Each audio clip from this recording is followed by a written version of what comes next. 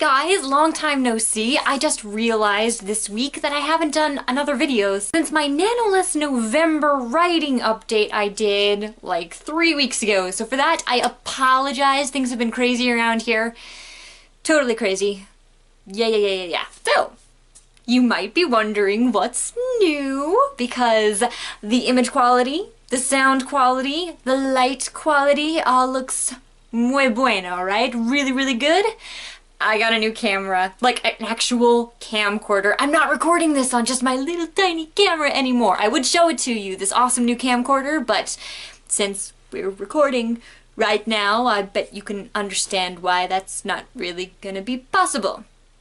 Alright, this is me with my new camera with the awesome little screen right here so I can see what's going on. Oh my gosh, I'm so excited for this new camera. This was like my big birthday present this year because yeah, I just had a birthday. It was awesome.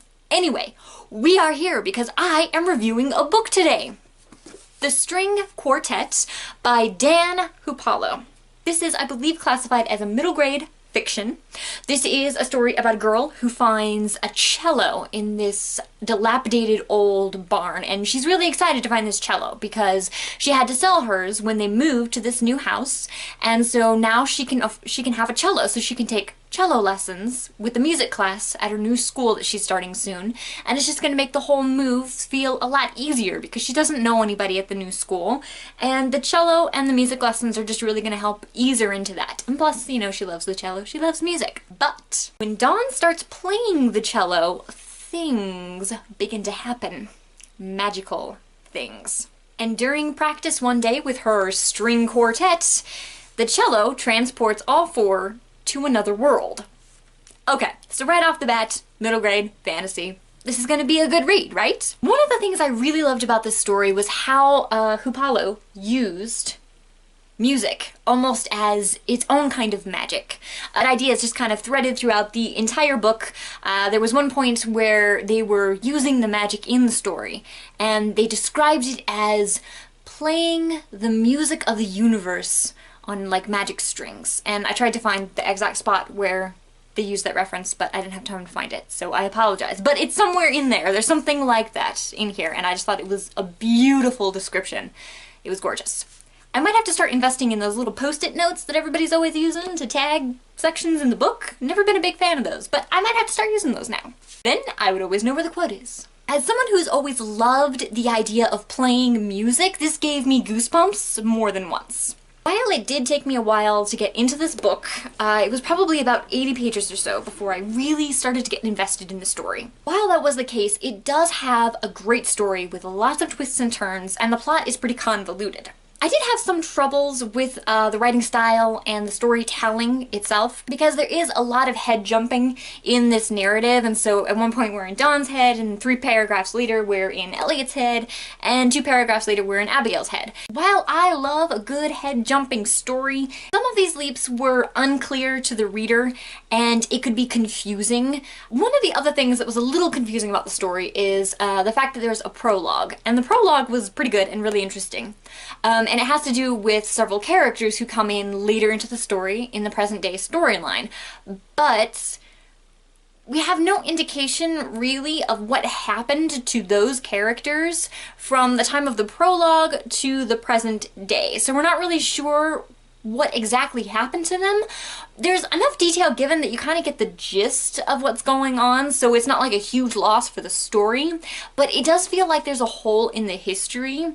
So I would have liked to see more about that. I would have liked to see these characters learning more about those characters who were in the prologue. For the most part, these characters are well-rounded, and we get to see different sides of them, which is always entertaining. Abigail, the haughty, popular girl, was probably my favorite because we got to see 2 really opposing elements in her personality, and I thought that was really interesting that she could be kind of both of those people at once. The world where the quartet finds themselves has some really incredibly interesting elements. I like the way that they can store and transport magic through a system of pipes in the main city, and I love how there seem to be these intricate rules to the use of magic and how ordinary things like accepting to eat an offered meal could actually make you susceptible to someone else's attack. And it was just this incredibly intricate rules and system of magic that I thought was really, really interesting, but I would have liked to see more about it and to learn more about it. I would have liked the characters to learn more about the world and its history, especially its social structure and its magic. Because there is one character who does get to learn some magic, but as the reader, we aren't overly exposed to that process.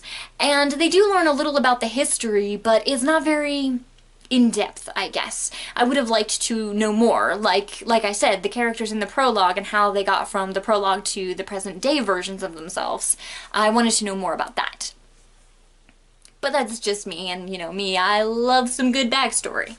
This kind of distance between the reader and the world could have been intentional by the author, because the four kids are trying the entire time that they're in this world to figure out a way to get home. They're not wandering around trying to learn all they can about this culture. They're just focused on trying to get home, and so that could have been intentional.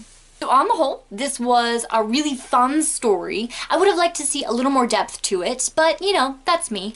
This would be a great read for older tweens who liked Brandon Mull's Beyonders series. This would be a fun read for you, and plus it also has the benefit of involving music and having all of the characters be musicians, because as I was reading it, I was thinking, wow, I don't know that I've ever read a story where one of the characters is like actually a musician.